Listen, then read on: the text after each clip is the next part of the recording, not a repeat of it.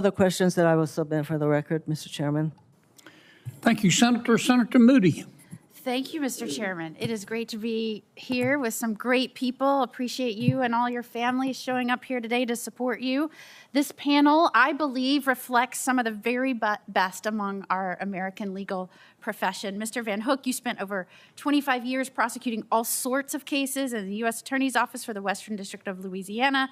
Justice Crane, you served at each level of Louisiana's judiciary, from the trial court to the court of last resort. And Mr. Duva, you've made an entire career out of doing justice, going after the bad guys, from drug traffickers to fraudsters, corrupt public figures. You've gotten up each day, put on the white hat, and worked to defend the rule of law in this country. I'm an attorney. Attorneys often get bad raps.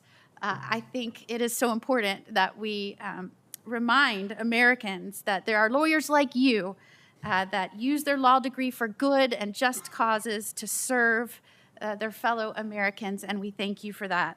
We need more like you. Unfortunately, we often see bad examples in the legal profession, and I always like to highlight when we're seeing remarkable works by remarkable men and women. So thank you very much for being here today. I want to start off with Mr. Duva. I've noticed that President Trump, and I commend him for this, in leadership in many of nominations, and not just within the Department of Justice, but in other agencies, people are being brought in from across America that might not have been worked in agencies before. They might have been working in the details of what that agency is seeking to accomplish in the day-to-day work, but in other states, in other ways. Certainly that's you. You're being plucked from the great state, the great free state of Florida, and being asked to come serve in a leadership capacity here in Washington. I, for one, think that is great. It brings fresh eyes, perspective.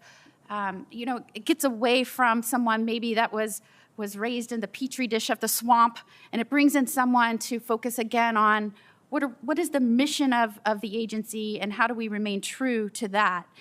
In that vein, if you're confirmed in this position, you'll be asked to do a lot of hiring and filling out your ranks to complete the goals of that mission. And I'd like to hear from you, and I know the committee would, what type of attorneys will you be looking for to fill the ranks of your division?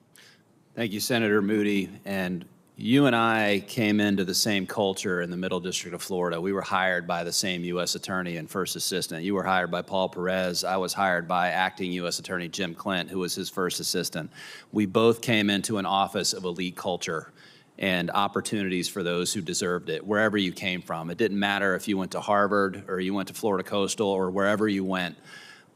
That's the attitude that I'm going to have. And I'm a sports fan, so I sometimes call lawyers players, and I don't mean that. I'm looking for great players. I look at myself as a general manager trying to find the best possible players that I can, and I'm looking for trial lawyers. I'm looking for lawyers, men and women, who have been at the end game, tried difficult cases, and know what that feels like, because it's really, really difficult.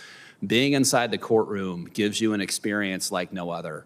And it's not just the basic cases, but as you develop into prosecuting the complicated cases, because that's what the criminal division is going to do. I always tell AUSAs that you're only as good as your best 10 cases. What are they? If they're the same topic, it's probably not great. But if it's a diverse topic and you've had multi-week jury trials, you've worked with teams of agents, you worked with agencies together, state and locals, your husband was a DEA agent, investigated and prosecuted complicated international drug cases. I've done that with DEA. I've lived that life, and those are the lawyers that I'm going to be looking for. People that get up, they're ready to fight, they've tried cases. I want them in supervision, and I want them as trial attorneys, and also those that are in the appellate section. They've done the appeal work, they've been in other parts of the Department of Justice, and they're tried and true. That's what I'm looking for. Thank you, Mr. Dufa. And one of my greatest concerns, having come into the Senate, obviously I'm one of the newest senators here, is watching the American trust of our judiciary erode. We have to have confidence that our judiciary is fair and impartial. District courts uniquely interface with litigants. Our higher courts, our circuit courts of appeal, the United States Supreme Court, they're often dealing with briefs and attorneys, but you interface and trial court trial courts will interface with litigants. How can you use that unique role to shore up trust in the judiciary? Either one. Where I come from in Well, Jacksonville. I'm sorry, I was directing that to Crane or Van Hooker. I sorry. apologize. Although I love your energy and enthusiasm, Mr. Duva. Well, I join you in that, and I think that we have to be conscious every day that the strength that we have in the judiciary comes from the public's confidence in what we do. I'm a firm believer that one of the ways that we do that is to fairly and impartially apply the rule of law.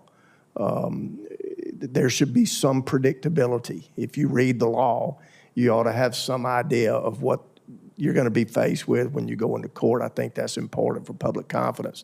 The other is to treat all of your litigants, all of the parties, with dignity and respect.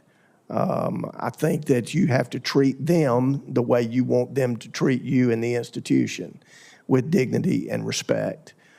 So those would be the things that I would say would be important to foster public confidence in the judiciary. Thank you, Senator. Senator Whitehouse.